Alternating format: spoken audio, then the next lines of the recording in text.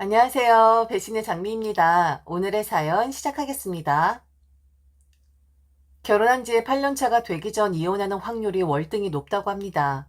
10년을 넘기면 그 수치는 떨어지는 것 같고 15년, 20년 이상 결혼해서 부부가 헤어지지 않고 살게 되면 오랫동안 함께할 확률이 높아지는 것이죠. 저는 불행히도 마의 10년을 구간을 넘기지 못하고 이혼을 하게 되었습니다. 8년도 아닌 5년 차의 말이죠. 제 결혼 생활은 처음에 반짝이었고 그 다음엔 구질구질이었고 그 다음엔 처절이었습니다. 만약 남편과 둘이서 반짝 구질구질 처절을 했다면 이혼을 안 했을지도 모르겠어요. 바보 같고 제 속을 많이 썩힌 사람이긴 하지만 그래도 착한 사람이었고 되게 미안해하던 사람이긴 했거든요. 능력 없고 생활 어려워진 저희 부부는 시댁에 들어가면서부터 하나하나 무너져 가기 시작했습니다. 신뢰도 사랑도 그리고 결혼 생활도요. 반짝했던 시절을 이야기하자면 결혼하고 딱 2년 정도까지였었던 것 같습니다. 물론 결혼하자마자 1년 뒤에 조금 휘청이긴 했었는데 바로 남편이 잘 다니던 대기업을 관두고 창업을 하던 시점이긴 했죠. 남편은 기술자입니다. 로봇 만드는 기술을 가지고 있는 사람이었고 잘 나갈 땐 실리콘밸리 쪽에서 스카우트 제의가 올 만큼 승승장구하는 사람이긴 했습니다.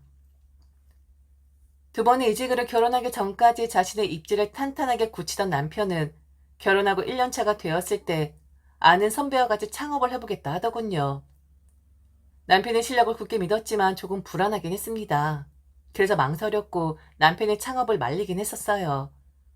그런데 결국 남편은 포기를 못했고 아는 선배와 창업을 시작했고 1년간은 뭐 수익이 나진 않았지만 나름 자리를 잡아가는 단계라 생각하기로 했었기에 그냥 믿어주었습니다.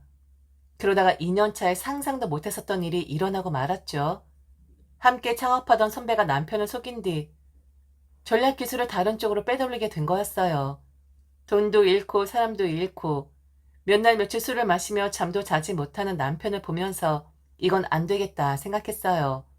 무슨 수를 써야만 했습니다. 그래서 저는 결단을 내렸죠. 우선 남편에게 있는 채무를 정리하기 위해 저는 신혼집을 팔았고 적금 통장 다 깨버렸습니다. 그리고 그 전에 시부모님을 찾아가 읍소를 했지요. 남편은 당시 정신을 못 차리고 있었기에 저 혼자 시부모님 찾아가 부탁을 드렸습니다. 지금 이런 상황이고 돈을 해달라는 것이 아니라 어떻게 되든 해결을 한번 해보겠다. 대신 당분간만 시부모님 집에 좀 들어와 살아도 되겠느냐에 대해서 딜을 하러 간 것이었죠. 당시 시부모님은 강북 쪽에 3층짜리 빌라 한 통을 소유하고 계셨습니다. 1층은 비어 있었고 2층은 시부모님이 3층에 신혼부부가 들어와 살고 있었죠. 사람의 발등에 불이 떨어지니까 아무것도 재지 않게 되더라고요. 붙잡을 수 있는 건 뭐라도 잡아야겠다는 생각으로 염치 없지만 시부모님께 부탁드렸습니다. 시아버지는 걱정스러운 표정을 지으며 당연히 들어와 살아야지. 어떻게 그런 일이 생긴 것이냐고 며느리 네가 걱정이 많았겠다고 말씀을 하신 반면 저를 그다지 마음에 들어하지 않던 시어머니의 반응은 좀 달랐었죠. 우선 시어머니는 남편과 제가 연애를 할 당시부터 저를 별로 좋아하지 않으셨습니다. 스펙 면에서도 직장 면에서도 어느 하나 남편보다 나은 것이 없다라는 이유에서였죠. 하물며 만일 자식들에게 문제가 생기면 시댁은 조금이라도 비빌 언덕이 되지만 저희 집 사정은 그러하질 못합니다. 며느리 될 사람의 능력도 없는 것 같아. 게다가 사돈 사는 것도 별로야. 당연히 마음에 들래야 들 수가 없었겠죠. 시어머니 마뜩치 않아 할 반응 다 알고 있었고 기분 나쁜 투로 또다시 훈계할 것 알았지만 그래도 시부모님을 찾아갈 수밖에 없었습니다. 그리고 다행이라 생각했어요. 내 부모는 이럴 때 도와줄 수도 없는데 그나마 시댁은 다르니까 이 얼마나 다행인가 하고 말이죠. 걱정하는 시아버지와 달리 시어머니는 잔뜩 얼굴을 구기며 그러시더군요. 2년 된 거 아냐고요. 결혼한 지 2년 만에 이 무슨 난리냐고요. 잘 다니던 회사 때려치우더니 결국엔 사기 맞은 거 아니냐고. 잘난 척하면서 잘 살 거라 큰 소리 치더만 결국엔 2년 만에 시부모한테 손 벌리러 온 것이냐고 훈계를 시작하셨습니다. 나 죽었어. 죄인이라도 된 것 마냥 저는 머리를 조아릴 수밖에 없었고요. 시아버지 시어머니한테 그만 좀 하라고. 며느리가 무슨 잘못이냐고 판단 미스를 한 건 우리 아들인데 왜 엄한 며느리를 잡는 것이냐고 시어머니 말리고 들었지만 그런 소리 시어머니 귀에 들릴 리 없었죠. 화딱지가 나니까 누구를 원망해야 하는데 가뜩이나 마음에 들지 않았던 며느리였는데 이게 지금 고개 숙이고 죄인 마냥 군이 잘 되었다 싶었겠죠. 저를 저 바닥까지 끌어내리셨고 저를 무참히 밟아대셨습니다. 그러기에 내가 뭐라 그랬어? 너랑 우리 아들 아니라고 했잖아. 이게 무슨 일이니? 아니 잘 다니던 회사 때려치운다고 했을 때 현명한 마누라였으면 말렸을 거다. 돈 좀 더 벌어보겠다고 창업한다 했을 때 너 반겼었지? 아니 그게 무슨 소리야. 며느리가 무슨 죄야. 일을 벌린 것도 우리 아들이고 일 친 것도 우리 아들인데 왜 엄한 며느리를 잡아. 당신 참 이상하네. 당신은 좀 가만히 있어요. 이래서 집안에 여자가 잘 들어와야 한다는 말을 내가 그렇게 한 거예요. 이거 봐요. 2년이에요. 2년. 우리 아들 30년 넘게 우리 밑에서 크면서 언제 한번 문제 일으킨 적 있어요? 없잖아요. 그런데 결혼하자마자 애가 그러잖아. 그게 왜겠어요? 들어오지 말았어야 할 사람이 들어왔고 옆에 붙어있으니까 그러는 거잖아. 넌 이거 어떻게 생각하니? 정말 네 탓 없다고 생각해? 지금 내가 억지 부리고 있다고 생각하냐고. 아휴 화딱지나 정말. 뭐라 할 말이 없더라고요. 제가 무슨 말을 할 수가 있었겠어요. 그럼 남편이 다 그랬다. 나는 말렸었다 할 수도 없고. 어찌 되었든 간에 지금은 시모님 도움 받아야 하니 다 제 잘못이다.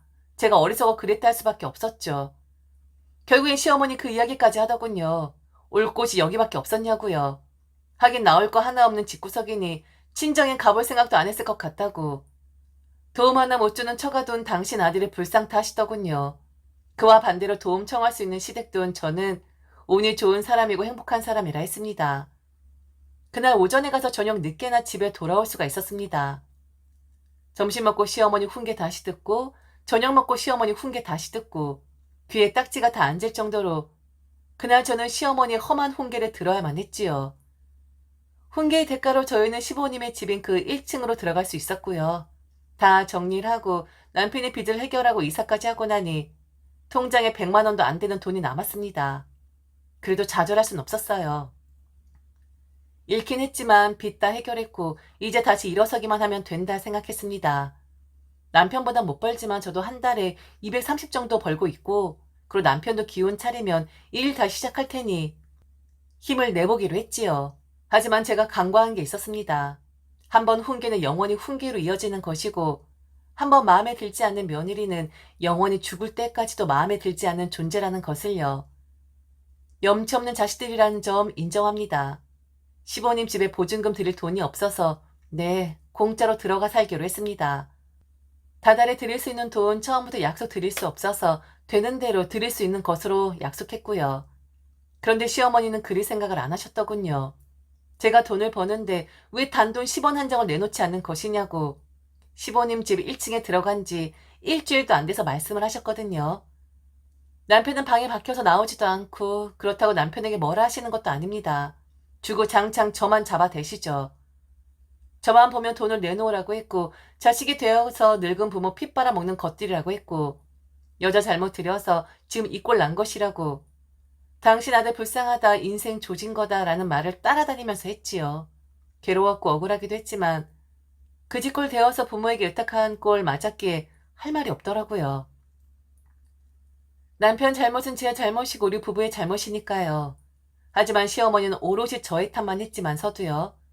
뭐뭐라도 때워야 하는 거라며 빌라 청소 재개시키시더군요. 사실 할 일이 많진 않았습니다. 그저 계단 청소하고 물 청소하고 쓰레기봉투 내놓으면 그거 정리하고 옥상 살짝 정리 좀 하고 이 정도면 되었기에 고되다 생각하지 않았어요. 길거리에 나앉을 뻔했었는데 공짜로 살고 있는 주제에 그 정도 못하겠습니까? 그런데 저런 대우는 시어머니만 한 게 아니라 3층의 그 젊은 부부 어림잡아 봐도 저보다 대여섯 어려 보이는 신혼부부였었는데 그들도 저를 일꾼처럼 부려먹었다는 점이었죠. 내 시어머니니까 부려먹는 거 그렇다 치더라도 그들까지 제게 이거 해라 저거 해라 하는데 그땐 좀 비참하더군요. 아니면 모르겠습니다. 어떤 대우를 바라고 있었는지도요. 그리고 내가 니들이 살고 있는 집주인의 며느리 되는 사람인데 감히 나한테 이래라 저래라 하는 거야? 라는 마음 말입니다. 어느 날 주말이었는데 3층의 젊은 아내가 저를 찾아왔습니다. 그러면서 다짜고짜 화를 내는 겁니다. 아니, 저랑 아무 상관도 없는 3층 아내가 제게 소리를 질러대는데 저는 그만 넋이 나가고 말았고요. 아니, 아줌마 왜 청소 똑바로 안 해요? 네? 그게 무슨 말이에요? 아니, 주인집 할머니가 그랬는데 아줌마가 앞으로 청소 다 한다고. 왜 우리 음식물 쓰레기 밑으로 안 내려요? 계단 청소하면서 안 보였어요? 보였는데 왜 안 가지고 내려가냐고요? 네? 아니, 그게 정말 뭔가를 하려면 좀 제대로 해요. 지금 아줌마가 음식물 쓰레기 봉투 가지고 가지 않아서 우리 현관 앞에 구데기가 끓는다고요. 주인집 할머니가 그냥 거기 놓으면 아줌마가 다 치울 거라 했는데 일을 어떻게 하는 거예요? 빨리 와서 치워요. 주인집 할머니한테 일러 버리기 전에 제가 한 번은 그냥 넘어갈게요. 그런데 다시 한 번만 이러면 할머니한테 일러 버릴 거예요. 거지같이 방에서 들어왔다는데 좀 열심히 좀 살죠. 네? 그때 확 꼭지가 돌긴 하더라고요. 나이 어린 것이 제게 그런 말을 하는데 망한 게 죄지. 그리고 저는 3층 쓰레기 봉투건에 대해선 들은 게 없습니다. 그런데 그건 기본 아닌가요? 출근하면서 바로 1층 앞에 내려다 놓는 게 어이없었지만 그래도 뭐 어쩌겠습니까? 고데기 끓는 그 현관. 네, 징그러웠고 토악질 나왔지만 싹 다 치워졌습니다. 서럽더라고요. 울컥하더라고요. 그때 처음 남편이 원망스러웠습니다. 그렇게 저는 그곳에서 2년을 더 지냈습니다.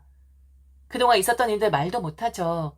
빌라 청소하는 아줌마였고, 시댁 올라가서 청소에 밥에 빨래 다 해야만 했었고, 조금 살림살이 나아져서 돈 들여도 부족하다, 이것밖에 안 되는 것이냐라는 핀잔 들어야만 했습니다. 그렇게 5년차가 되었을 때 결국 저도 터지고 말았습니다.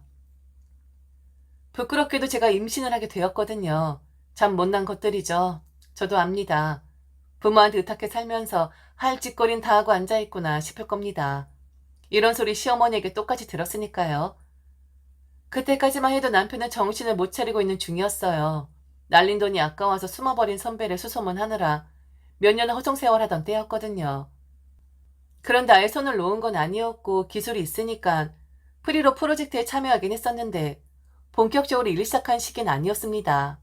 그런데 임신을 했다고 하니 시아버지 좋아하셨지만 시어머니 혀를 먼저 차셨죠. 애 낳으면 뭐 자기한테 맡기려고 하는 것이냐고요.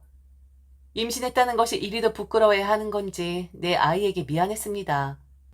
그리고 엄마가 될 수도 있는 사람이었는데 왜 하필 이럴 때 눈치도 없이 너는 우리 부부에게 온 것이냐고 원망했습니다. 그런데 그걸 아이가 알아차렸나 보더라고요. 왜냐면 우리 아이가 저를 떠나게 되었거든요. 어찌 보면 당연한 결과일 수도 있습니다. 저는 당시 엄마 자격도 없는 사람이었고 우리 형편도 좋지 않았으니 저를 떠나서 다른 곳으로 가는 것이 그 아이에게 좋은 일일 수도 있어요. 그런데 저도 휘청하더군요. 슬퍼서, 괴로워서. 그런 게 아니라 그냥 그때 제가 처한 현실이 너무 아파서요. 그런데 그때 시어머니는 정말 제게 큰 실수를 하셨습니다. 남이 저를 손가락질한다면 받아들일 수 있지만 적어도 가족이라는 사람이라면 당신 아들의 아이를 가졌던 거였는데 그래도 밉고 마음에 들지 않은 며느리였지만 적어도 가족이었다면 그런 말 하는 거 아니었습니다. 그런데 시어머니는 남보다 더 못하는 사람이었죠. 그날을 아주 또렷하게 기억을 합니다. 저보다 3층에 있는 신혼부부들이 아이를 먼저 낳았는데 시어머니가 그 아이를 들쳐업고 저희 집으로 들어오시더군요. 우쭈우쭈 하면서 눈치를 살피고 있는데 시어머니가 그 아이와 대화를 나누는 겁니다. 저 들으라는 식으로요. 그래, 너는 나중에 꼭 잘 되어야 한다. 할민 얼마 전에 손주를 잃었는데 어쩌면 다행이라 생각해. 왜냐면 어른이 되어도 어른처럼 살지 못하는 것들이 많거든. 만일 우리 손주가 태어났으면 지 애미가 똑똑하지 못한데 애도 세상에 나와서 얼마나 고생하겠니? 그래서 할미는 차라리 잘 되었다 생각해. 잘 자라거라. 무럭무럭 자라서 사회에 이바지하는 사람이 되어야 해. 알겠지? 그리곤 저를 힐끔 쳐다보더니 쑥 하고 나가 버리는 겁니다. 가슴이 막 뛰고 주체를 못하겠더라고요. 지금 내가 무슨 소리를 들은 거지? 내가 똑바로 들은 건가? 저 사람이 내 시어머니가 맞는 건가? 자기 손주였는데 내가 무슨 남의 손주를 가진 것도 아니고 당신 아들의 아이를 가졌었던 사람이었는데 더 이상 살 수가 없었습니다.